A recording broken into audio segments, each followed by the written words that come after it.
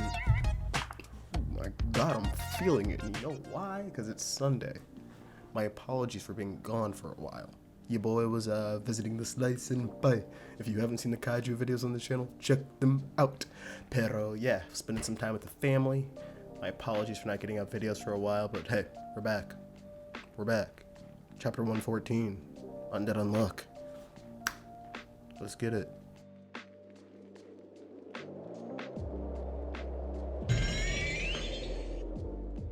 So although I was not here for chapter 113, obviously read it, obviously you all have as well, so you guys picked up that information that we picked up within that chapter, and it was an interesting one. But now we finally get a little bit more insight into the backstory, and we finally get to learn about Ichico Nemuri Unsleep. This is a really dope chapter, so I guess the first thing we must mention is Nico and what we learned about him. So during his time at the Union, we figure out that in his younger years, he was a very mad scientist. Still a mad scientist, obviously. However, he had a one-track mind. The only thing he was thinking about was defeating God. He was inventing those inventions, a shit ton of them, and they were very crazy. Whenever a new rule would be added to the world, Nico would get very, very upset. He said that science was a war against God, and that in this constant game of cat and mouse where God is adding these new rules to the world, it upset him as a scientist because he just always, felt like he's behind. He feels like he's lacking the information that he necessarily needs to accomplish this task he has. And he already had mentioned a couple chapters ago, right? He had two things that make him happy, two things he's striving for. That's to care for Ichico and to defeat God. And we learned that obviously his first one was a one-track mind towards just doing that, defeating God. But that's whenever a woman comes into a man's life and helps him out. And this woman who helps him out, obviously Ichico, comes into the Union from an introduction with Jules, and she says we got a new Negator along with a new lab member. And this woman, Unsleep, is energetic and wired at all times. She said, Eddies, Eddies, Eddies, Eddies, Eddies, Eddies, Eddies, Eddies. I got my bean, Eddie. Nah, but she's similar to Nico, except Nico doesn't have an ability. He's just actually batshit crazy. This woman, also batshit crazy, but she's got the biggest motor inside of her. She's like Andres Iniesta, Luka Modric, and N'Golo Kante. She just don't stop running. She just continues to do her shit, and she's a very, very talented scientist.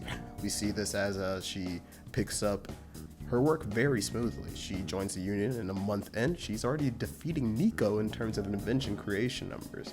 And as we get a little bit of insight into what their process looks like, we see a freaking madhouse.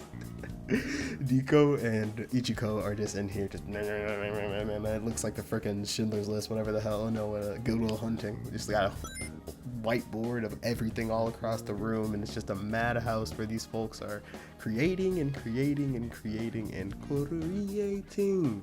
But this is where we really start to see the love between them flourish and the intricate relationship which they hold flourish. As I was mentioning, Nico has a very one-track mind when it comes to science. He thinks of it as a tool. He uses it as a tool in his war against God. But whenever Ichico's kind of questioning Nico as to why he thinks this way and why he hates God adding rules and what he thinks science really is, she says something beautiful to him. She says, learning everything there is to know isn't science. Learning about what you don't know, now that's science, dog. You were like that at first, weren't you? And as she's about to pass out, because Nico had been mentioning to her, hey, you're not very healthy. I mean, I know you don't sleep, but you still got to get rest. And they're sitting in this room, they got fast food everywhere, Nico's already fallen asleep in the chair whenever they're talking to each other, and she passes out, but Nico saves her.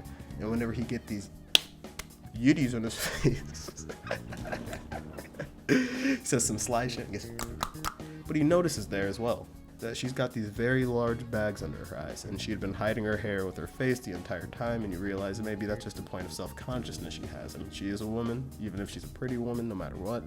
Everybody's got their subtle nuances that they're not okay with in their appearance, and Nico kind of picked up on that, and she hides away in her room for a long while. But as her birthday comes around, he is tasked with Bo by making her a gift or giving her a gift, as the rest of them were going to do so as well. And the gift he made for her was a beautiful one. He made her a gift that rerouted the bags which were under her eyes up to above her eyes, gave her an eyeshadowy look, so it gave her the freaking eyeshadow on her eyes. And she's like, science is lovely, isn't it, Nico? And I guess this is the next point. This whole love story between them was a very cute, very well developed one. I like how you get to see a very intricate part of life. A lot of men, a lot of women, no matter who the partner may be, they need a little bit of help. Everybody, you leave the home, you're out alone in the real world, and you're trying to figure out who you are, the best way to go about things, what your motivations and ideals are going to be moving throughout life, and not everybody picks up good ones, such as Nico. Nico had a very unhealthy motivation towards science, and although science was something he loved, obviously, as Ichico had mentioned, at some point he kind of fell out of love with it and was starting to use it as a tool instead of as something, an outlet, I guess to say. And as she came into his life, she showed him, yes, you can still be a mad scientist, you can do this shit the same exact way you always have, but it's about having a different outlook on it. And the outlook which she had was one that it could be lovely. One that science is about continuously learning. It's about the thirst for knowledge, and it's about wanting to be better, just like anything should always be. It's kind of like that same saying that folks give, work's not work if you love it. You'll never work a day in your life if you love it. And that's what science is to Ichico. That's why she has Unsleep, which is why she can have this motor, she can do whatever she wants. But it also says a lot about her mental strength, her fortitude, that she just loves science. Like, she just does this shit as much as she can. She'll do it till she literally drops, and it's very similar to Nico, but she does it with a thirst. She does it with a happiness, with a greater motivation than him. And them pairing up obviously helped Nico out a lot in that regard.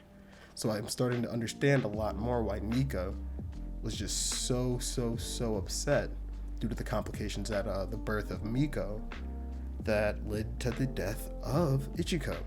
And it was amazing to see how Nico started to really change. He could see the compassion within him, and that he can use science for means outside of just this kind of selfish, I guess to say, goal of defeating God. Not selfish, obviously, it's a good goal, but whenever you're putting your own health, your own mental well-being, your own livelihood at risk for that, you can say it's selfish, because there obviously are people around you who care about you. Andy had mentioned that in the last chapter, like, why are you doing this shit, dog? You're good. The boys are dead now, the lab members are dead, your daughter almost died, like, you're wilding over something that presumably you care about. And she really showed him that you gotta care. You gotta care. And Nico did the same thing for her as well. Ichico didn't care about her health at all since she didn't have to sleep, but Nico was like, hey baby girl, take a bath, get some rest. Saved her when she fell.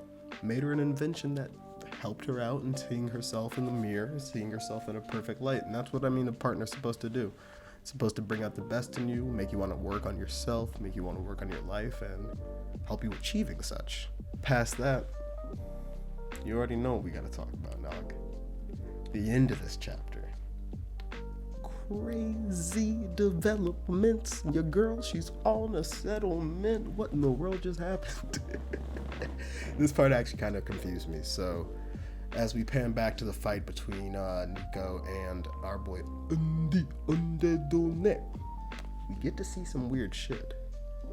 So, obviously, the astral dolls are bopping, weeping, and slapping shit. He's got Void out, he's got Gina out, he's got Shikara out, and he's got Jules out. Like, call it quits. Wipe it. Like, Nico, we could have won the war. We could have beat Ragnarok with you, dog. We got the Avengers and the Avenger clones in here. This shit made me mad, but they're fighting, and Nico says something. He goes, word to his woman, science isn't about knowing everything. Constantly seeking out new rules to understand and utilize. Now that's science. And that's why I've decided to accept it. If it means meeting you once more, I'll accept this new rule, Ghost. and you see Ghost and Nico sort of tethered to each other. Obviously, Ghost has those nails on his body, and there's some chains going from those nails down into like it looks like Nico's soul. His heart is Ghost. I don't know, pero it obviously is some very weird shit. I don't know how to best interpret this. I guess if I'm best interpreting it, you know, I'm just taking a stab in the dark. The fact that he said, that's why I've decided to accept it, makes me feel like there's two real main options. One, maybe Nico is giving up. Maybe Nico decided that I'm just going to become a ghost, which would be terrible because presumably that could, as we've mentioned, if you're a ghost bloopity blops, you might be out of the next loop. The other thing, which I guess would just kind of go in accordance with the current direction of what the manga has already given us information-wise, is that it's just showing that he is resolved in accepting Umago's proposition or trade, you know, getting his girl back, that whole scenario where he's supposed to set up Andy. We can just show his resolve in this, and that he kind of allowed himself to be a puppet, I guess to say, because it did look like kind of controlling the strings, the marionette type shit. But I don't really know. Was this all a trap to Bob Andy? Like, is Ghost there actually? Because that's the thing. Ghost is there. You can see within Andy's eyes right there the fear within him, or at least the confusion within him that Ghost was really there behind Nico.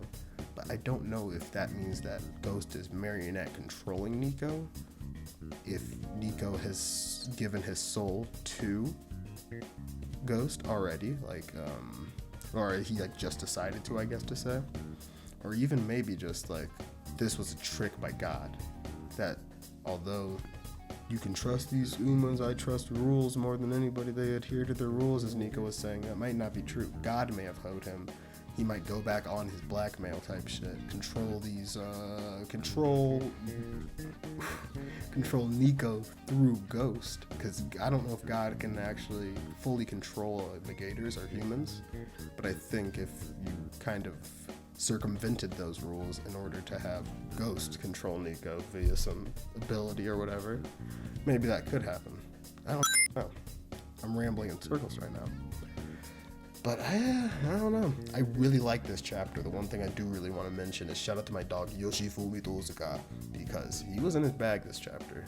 The art direction in it was beautiful. Correct me if I'm wrong, but this is one of the better looking chapters in all of the manga. A lot of very detailed panels, a lot of very cool looking panels, especially like whenever they're in the room doing all their science shit. Like if you just trace your eyes throughout there, like it's beautiful. That dude put a lot of effort into all the panels within this. The characters all looked very dope. It's always nice seeing some new character designs and new developments within everything in Undead Unluck. Especially that last panel, brother. That was crazy. Like it looked so dope just seeing Nico just beep beep beep with Ghost like doop doop doop. I don't know. It was a dope chapter. I'm very excited for next week as we get to probably see the end of this story with Ichico, you know, leading up to the moment where she actually passed away, giving the birth to Miko. As well as seeing how Andy could presumably, some way, possibly win this fight. You know, if I was a computer, I'd probably punch out Andy as having like a 35% chance maybe winning this one. It doesn't look good. Nico's a hard-boiled dude. Like, he hit Andy with shins, like, what? Unforgettable, dog. Unforgettable. I'm out of here.